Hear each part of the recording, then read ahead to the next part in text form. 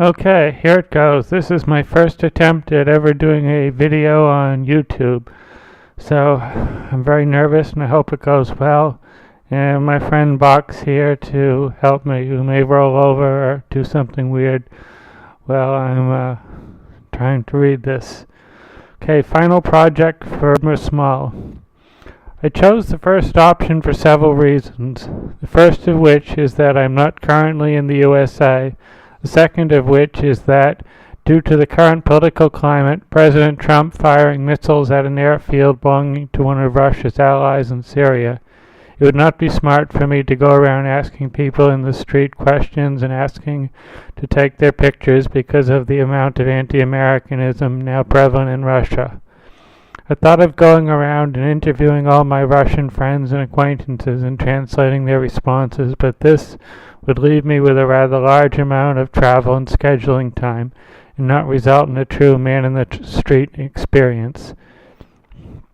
The first option scares me the most, but maybe by facing my fear I will learn something. I can't play a musical instrument and I can't write poetry. The last poem I remember writing for school was in the second grade, and it was called Wes Wets Warts. I do not remember what grade I got on it, so I'm going to try and do some sort of a cross between a TED Talk and a spoken word thing like I've seen at small clubs in Cambridge, Massachusetts. To start with, I will write my script based on the topics that we covered this semester. Media literacy. To be media literate means to have at least some knowledge of all the media that exists today. There is so much of it that no one can be an expert on all of it, but with some effort and taking a class like this one can become more media literate. Pop culture. Pop culture is created by the media. The purpose of the media is to make money, so that means that the purpose of pop culture is also to make money. For example, all the reality shows about the Kardashians are purely about making money for the show's producers and advertisers. Television and sexual content. Yes. There's more sexual content on TV now than ever before, and the government, under pressure from the powerful lobby of the entertainment industry, is doing little or nothing to regulate it. So what is the result? Very sexual and entertaining shows like Californication, if you like that sort of thing. The other result, though, is that kids learn from watching these types of shows in MTV. My daughter, when she was 12, came home and told me that her and her friends were making striptease videos like they saw on TV. The result of the increased sexual content on TV is that kids are having sex at younger and younger ages and are learning the full spectrum of human perversion at a very young age. The American public seems to have decided that this is fully acceptable and desirable. Many Muslims, and especially Muslim fundamentalists, do not agree with this, which has precipitated the current clash or war between our culture and theirs. Radio and homogeneity. We learned from this class that radio is what you make of it, is your choice. You can choose between thousands of on-air internet and satellite radio TV stations now. However, I do think that most people are lazy and choose to listen to mainstream radio stations like Kiss 108, which offer little variety. If you want real variety, you have to do the work and find it, or else you will be exposed to only the most popular songs. Not that that is always bad. I like Russian pop music for the most part, and in the word version you'll see a link to a Russian pop song. This is a better one than I've given in the past. Movies and stereotypes. Yes, again. Mainstream Hollywood movies are full of tried and true stereotypes. They are used because they made money in the past and guarantee that a new film will make money. It is all about risk avoidance, maximizing profits, and appeasing the masses. Again, it's your choice. I went to see a very realistic independent film in Cambridge last year called American Honey, and in the word version I list a link to the trailer for it. Music and mood. Music can affect people's moods. That is why if you go to a live concert, most people are happy and in a good mood, unless they are getting crushed by the crowd, have been forced to stand for too long, the ventilation is poor, or worst of all, some asshole is holding their cell phone in front of your face so you have to watch the concert on their dinky 3-inch screen.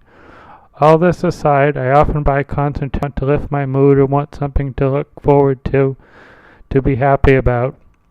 And here's a link to another Russian concert I went to in the Word version. News and agenda setting. The popular news programs in the USA do seem to be very slanted in agenda setting. I do not know who prompts the USA to give weapons to Syria and to fire missiles at that country. I think the popular news media tells the president what to do sometimes and not the other way around. I just see more weapons headed for Syria with no real plan on how to end the war quickly. Relations with Russia are now, once again, very bad. I think the popular American news media is very warmongering when it comes to Russia and Syria and does not want peace. Advertising and body image. This one is hitting my wallet hard now. I just got a phone call from my 14-year-old daughter. My 14-year-old daughter loves fashion magazines and fashion advertising and has constantly asked me to buy her more clothes and expensive perfume and makeup. I know the people who make all this stuff in China want to get rich, but I wish they would give me a break. Sports and violence. Many sports go together with some measure of violence, and I think encourage it in the people who play those sports. When I was in high school, the most violent students were always those on the football team.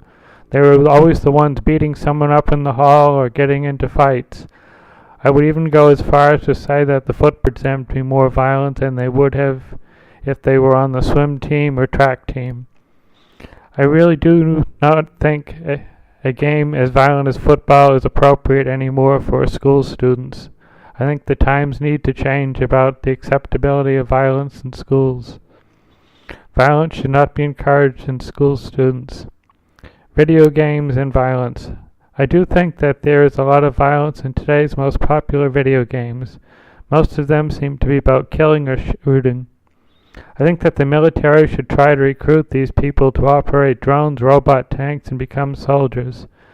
I'm not sure how much these games contribute to real-world violence. Common sense would lead one to believe that they must be having some effect on violence in schools and crime. Personally, I prefer taking my dog for a walk or to playing video games. My 14-year-old daughter would let the dog suffer with a full bladder all day long if she was in the middle of a video game, though. The problem I have with leaving my dog with her. Food and culture. Each culture tends to have its own foods, and one can learn a lot about a culture by its foods. After eating in a French restaurant many times on a cruise ship, I found that I like snails, oysters, mussels, and duck. I'd love to travel to France someday to have these things in a real French restaurant. Now my dog's making bad smells. Okay, which bulldogs often do, so you just have to ignore it. Books and children. My daughter really has been affected by this one. Because of all the other media available, she refuses to read books. She says, why should I read books if I can watch TV or play games on the computer? If I take her to a library, she gets mad at me. If I take her to a bookstore, she refuses to choose a free book. I do not know how common this is with children today. There is still a lot to be learned from plain old-fashioned paper books. I think if my daughter read books more, she would do better in school.